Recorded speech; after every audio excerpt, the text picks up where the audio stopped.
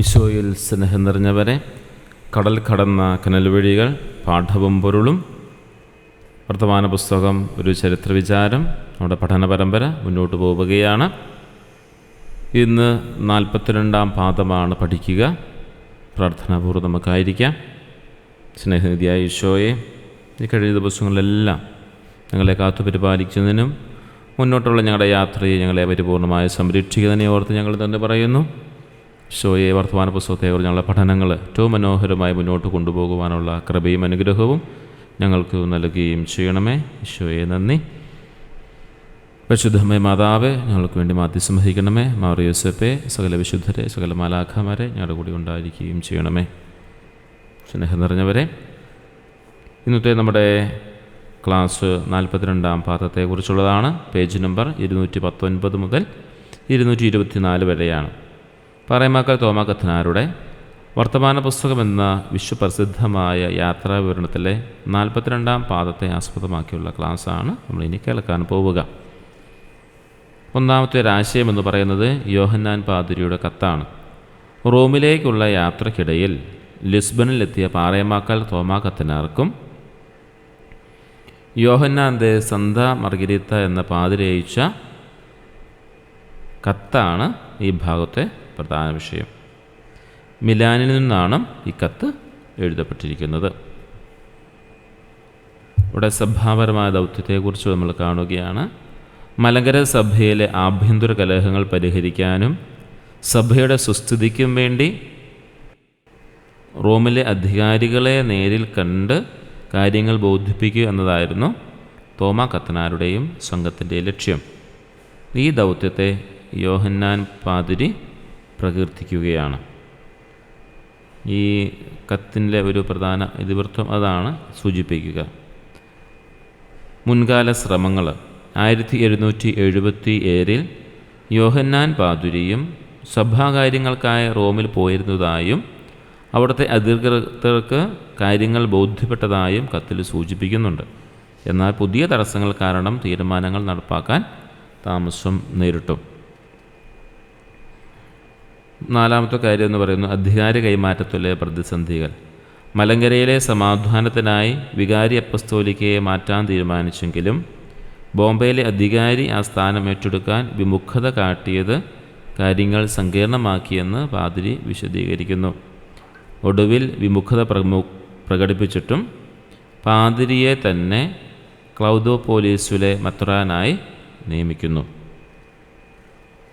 അഞ്ചാമത്തെ കാര്യം കൂടിക്കാഴ്ചയ്ക്കുള്ള താല്പര്യം. റോമിലേക്ക് പോകും മുമ്പ് മിലാനിൽ വെച്ച് തോമാ കത്തനാരുമായി കൂടിക്കാഴ്ച നടത്താൻ പാതിരി അതിയായി ആഗ്രഹിക്കുന്നു.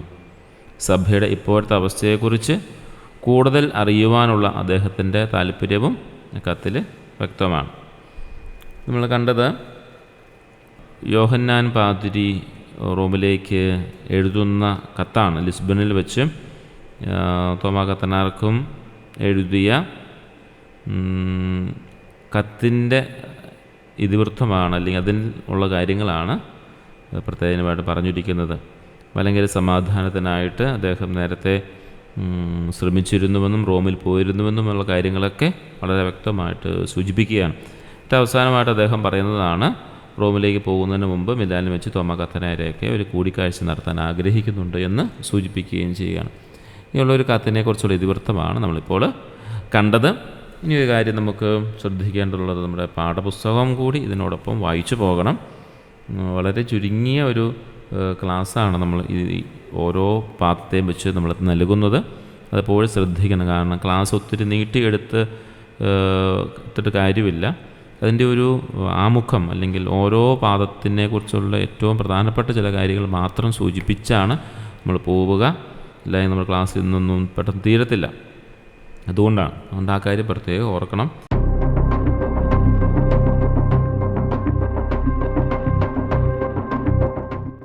നാൽപ്പത്തിരണ്ടാം പാഠത്തിലെ കത്ത് എഴുതിയിരിക്കുന്നത് ആരാണ്? യോഹന്നാൻ്റെ സന്താ മർഗരീത്ത എന്ന നിഷ്പാദുക കർമ്മലിത്ത പാതിരി.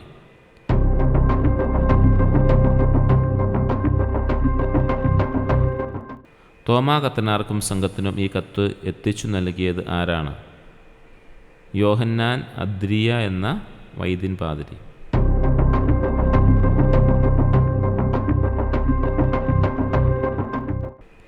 ഏത് നഗരത്തിൽ വെച്ചാണ് തോമാ കത്തനാർക്ക് ഈ കത്ത് ലഭിക്കുന്നത്? ജനോവ.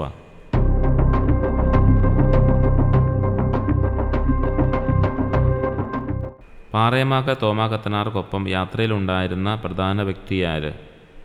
തൊമ്മൻ കത്തനാർ.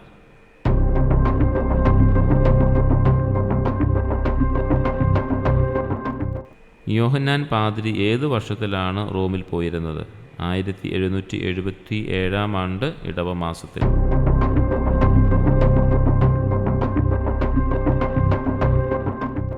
കത്തെഴുതുന്ന സമയത്ത് യോഹന്നാൻ പാതിരി ഏത് സ്ഥാനത്തേക്കാണ് നിയമിതനായിരിക്കുന്നത്?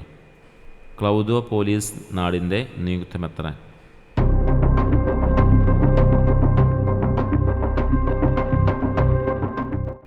മലങ്കര സഭയിൽ സമാധാനമുണ്ടാകാൻ എന്തു നടപടി വേണമെന്നാണ് ഉന്നത സ്ഥാനീയർ മാർപ്പാപ്പയെ ബോധിപ്പിച്ചത്? വികാരി അപ്പോസ്തോലിക്കയെയും ക്ലെമീസ ദയസു എന്ന പാതിരിയെയും യൂറോപ്പിലേക്ക് തിരിച്ചു വിളിക്കണമെന്നത്.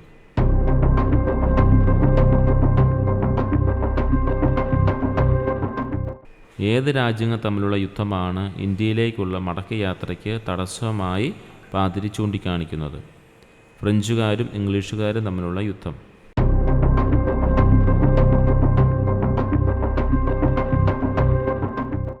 ഏത് നഗരത്തിൽ വെച്ച് കൂടിക്കാഴ്ച നടത്താനാണ് യോഹന്നാൻ പാതിരി ആഗ്രഹം പ്രകടിപ്പിച്ചത്? മിലാൻ.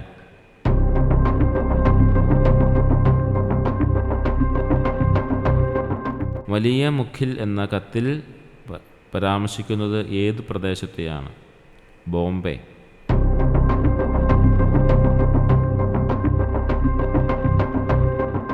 കത്ത് വായിച്ചതിന് ശേഷം അതിൻ്റെ യഥാർത്ഥ ലക്ഷ്യം എന്താണെന്നാണ് തോമാ കത്തനാർക്ക് മനസ്സിലായത്. അവർ എന്തിനാണ് റോമിലേക്ക് പോകുന്നതെന്ന് കൃത്യമായി അറിയുവാനുള്ള പാതിരിയുടെ താൽപ്പര്യം.